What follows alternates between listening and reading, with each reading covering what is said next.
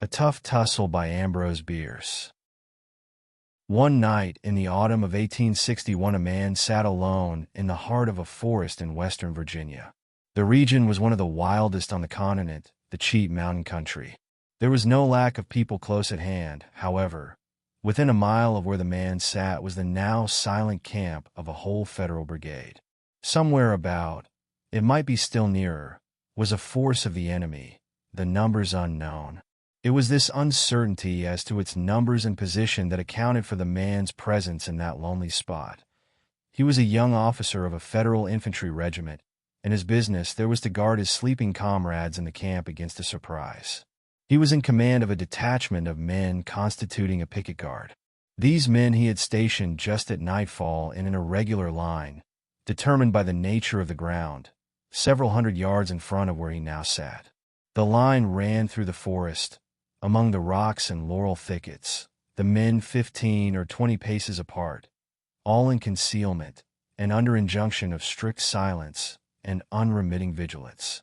In 4 hours, if nothing occurred, they would be relieved by a fresh detachment from the reserve now resting in care of its captain some distance away to the left and rear. Before stationing his men, the young officer of whom we are writing had pointed out to his 2 sergeants the spot at which he would be found if it should be necessary to consult him, or if his presence at the front line should be required. It was a quiet enough spot, the fork of an old wood road, on the 2 branches of which, prolonging themselves deviously forward in the dim moonlight, the sergeants were themselves stationed, a few paces in rear of the line. If driven sharply back by a sudden onset of the enemy, the pickets are not expected to make a stand after firing. The men would come into the converging roads, and naturally following them to their point of intersection, could be rallied and formed. In his small way, the author of these dispositions was something of a strategist. If Napoleon had planned as intelligently at Waterloo, he would have won that memorable battle and been overthrown later. Second Lieutenant Brainerd Byring was a brave and efficient officer, young and comparatively inexperienced as he was in the business of killing his fellow men.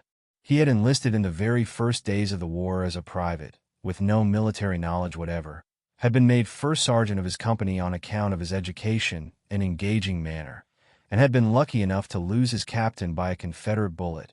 In the resulting promotions he had gained a commission. He had been in several engagements, such as they were at Philippi, Rich Mountain, Carrick's Ford, and Greenbrier, and had borne himself with such gallantry as not to attract the attention of his superior officers. The exhilaration of battle was agreeable to him, but the sight of the dead, with their clay faces, blank eyes, and stiff bodies, which when not unnaturally shrunken were unnaturally swollen, had always intolerably affected him. He felt toward them a kind of reasonless antipathy that was something more than the physical and spiritual repugnance common to us all. Doubtless this feeling was due to his unusually acute sensibilities, his keen sense of the beautiful, which these hideous things outraged. Whatever may have been the cause, he could not look upon a dead body without a loathing which had in it an element of resentment. What others have respected as the dignity of death had to him no existence, was altogether unthinkable. Death was a thing to be hated. It was not picturesque. It had no tender and solemn side. A dismal thing, hideous in all its manifestations and suggestions. Lieutenant Byring was a braver man than anybody knew, for nobody knew his horror of that which he was ever ready to incur. Having posted his men, instructed his sergeants, and retired to his station, he seated himself on a log, and with senses all alert began his vigil. For greater ease he loosened his sword belt, and taking his heavy revolver from his holster laid it on the log beside him. He felt very comfortable, though he hardly gave the fact a thought. So intently did he listen for any sound from the front which might have a menacing significance, a shout, a shot, or the footfall of one of his sergeants coming to apprise him of something worth knowing. From the vast, invisible ocean of moonlight overhead fell, here and there, a slender, broken stream that seemed to plash against the intercepting branches and trickle to earth, forming small white pools among the clumps of laurel. But these leaks were few and served only to accentuate the blackness of his environment, which his imagination found it easy to people with all manner of unfamiliar shapes, menacing, uncanny, or merely grotesque. He to whom the portentous conspiracy of night and solitude and silence in the heart of a great forest is not an unknown experience needs not to be told what another world it all is, how even the most commonplace and familiar objects take on another character. The trees group themselves differently. They draw closer together, as if in fear. The very silence has another quality than the silence of the day, and it is full of half-heard whispers, whispers that startle, ghosts of sounds long dead. There are living sounds, too, such as are never heard under other conditions. Notes of strange night birds, the cries of small animals in sudden encounters with stealthy foes or in their dreams, a rustling in the dead leaves. It may be the leap of a wood rat. It may be the footfall of a panther. What caused the breaking of that twig? What the low, alarmed twittering in that bush full of birds? There are sounds without a name, forms without substance, translations in space of objects which have not been seen to move, movements wherein nothing is observed to change its place. Ah, children of the sunlight and the gaslight, how little you know of the world in which you live, surrounded at a little distance by armed and watchful friends. Byron felt utterly alone, yielding himself to the solemn and mysterious spirit of the time and place. He had forgotten the nature of his connection with the visible and audible aspects and phases of the night. The forest was boundless. Men and the habitations of men did not exist. The universe was one primeval mystery of darkness, without form and void, himself the sole, dumb questioner of its eternal secret. Absorbed in thoughts born of this mood, he suffered the time to slip away, unnoted. Meantime, the infrequent patches of white light lying amongst the tree trunks had undergone changes of size, form, and place. In one of them nearby, just at the roadside, his eye fell upon an object that he had not previously observed. It was almost before his face as he sat. He could have sworn that it had not before been there. It was partly covered in shadow, but he could see that it was a human figure. Instinctively, he adjusted the clasp of his sword belt and laid hold of his pistol. Again he was in a world of war, by occupation an assassin. The figure did not move. Rising pistol in hand, he approached. The figure lay upon its back, its upper part in shadow, but standing above it and looking down upon the face, he saw that it was a dead body.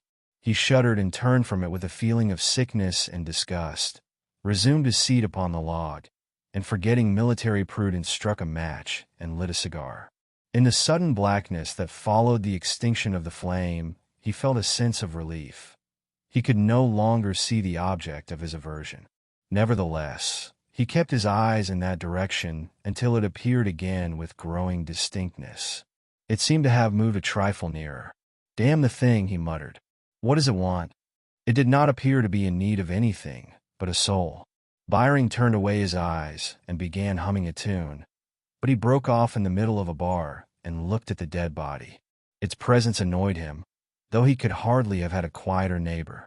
He was conscious, too, of a vague, indefinable feeling that was new to him. It was not fear, but rather a sense of the supernatural, in which he did not at all believe. "I have inherited it," he said to himself. "I suppose it will require 1,000 ages, perhaps 10,000, for humanity to outgrow this feeling. Where and when did it originate? Away back, probably, in what is called the cradle of the human race, the plains of Central Asia. What we inherit as a superstition our barbarous ancestors must have held as a reasonable conviction. Doubtless they believed themselves justified by facts whose nature we cannot even conjecture in thinking a dead body a malign thing endowed with some strange power of mischief, with perhaps a will and a purpose to exert it. Possibly they had some awful form of religion of which that was one of the chief doctrines, sedulously taught by their priesthood, as ours teach the immortality of the soul. As the Aryans moved slowly on, to and through the Caucasus passes, and spread over Europe, new conditions of life must have resulted in the formulation of new religions. The old belief in the malevolence of the dead body was lost from the creeds, and even perished from tradition, but it left its heritage of terror, which is transmitted from generation to generation, is as much a part of us as are our blood and bones, In following out his thought, he had forgotten that which suggested it. But now his eye fell again upon the corpse. The shadow had now altogether uncovered it.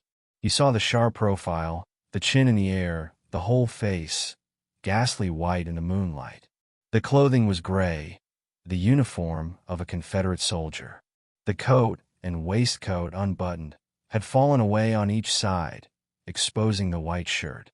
The chest seemed unnaturally prominent, but the abdomen had sunk in, leaving a sharp projection at the line of the lower ribs. The arms were extended, the left knee was thrust upward. The whole posture impressed Byring as having been studied with a view to the horrible. "Bah!" he exclaimed. "He was an actor. He knows how to be dead." He drew away his eyes, directing them resolutely along one of the roads leading to the front, and resumed his philosophizing where he had left off. It may be that our Central Asian ancestors had not the custom of burial.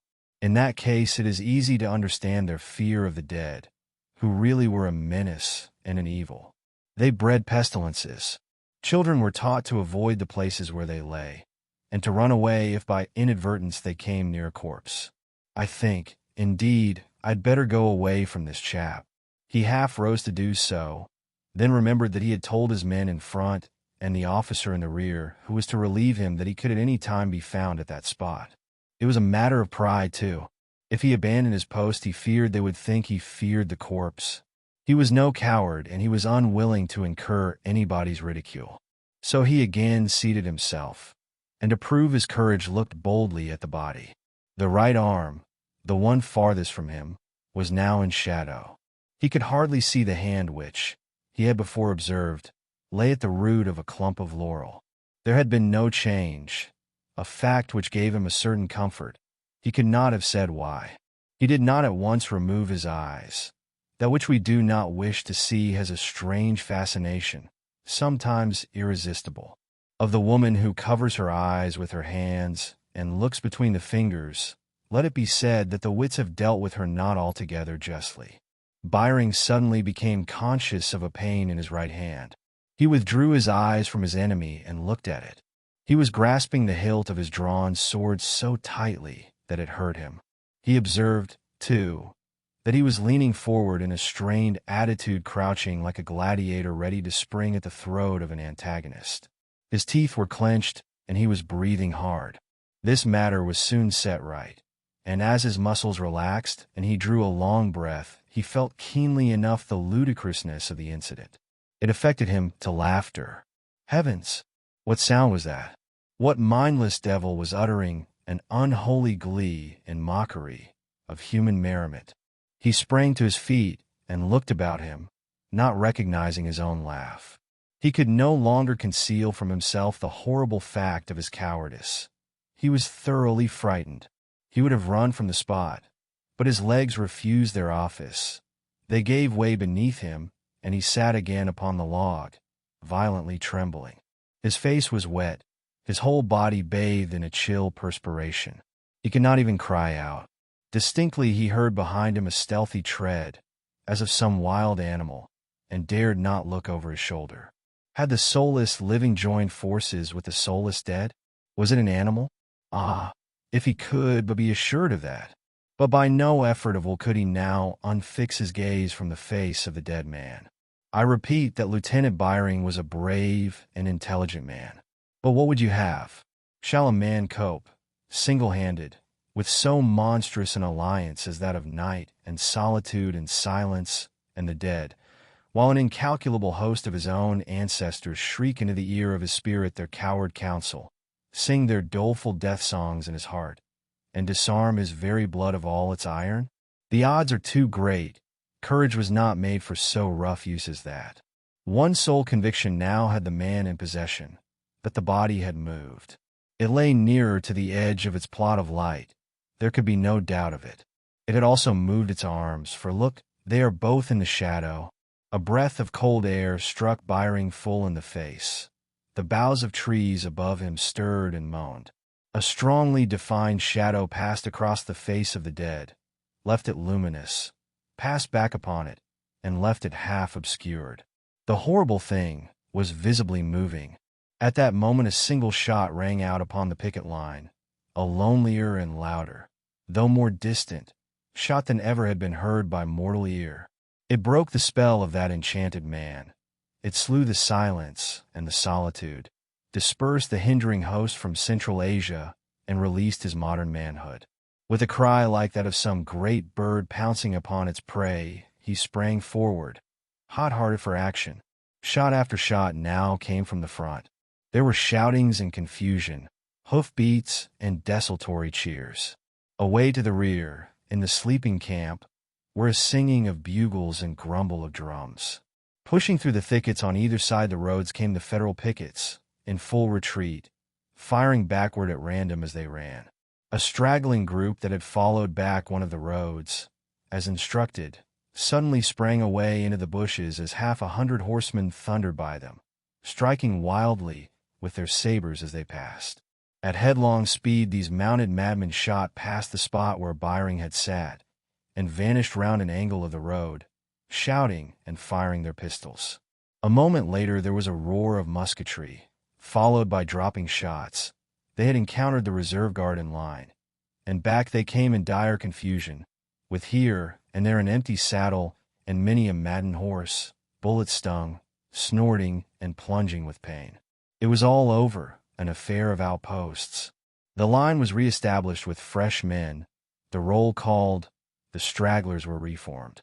The Federal commander, with a part of his staff, imperfectly clad, appeared upon the scene, asked a few questions, looked exceedingly wise, and retired. After standing at arms for an hour, the brigade in camp swore a prayer or two and went to bed. Early the next morning a fatigue party, commanded by a captain and accompanied by a surgeon, searched the ground for dead and wounded. At the fork of the road, a little to one side, they found two bodies lying close together, that of a Federal officer and that of a Confederate private.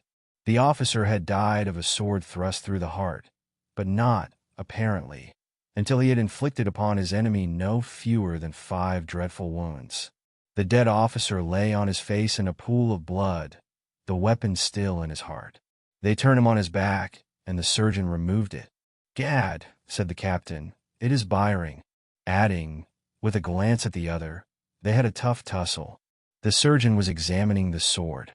It was that of a line officer of Federal infantry, exactly like the one worn by the captain. It was in fact Byring's own.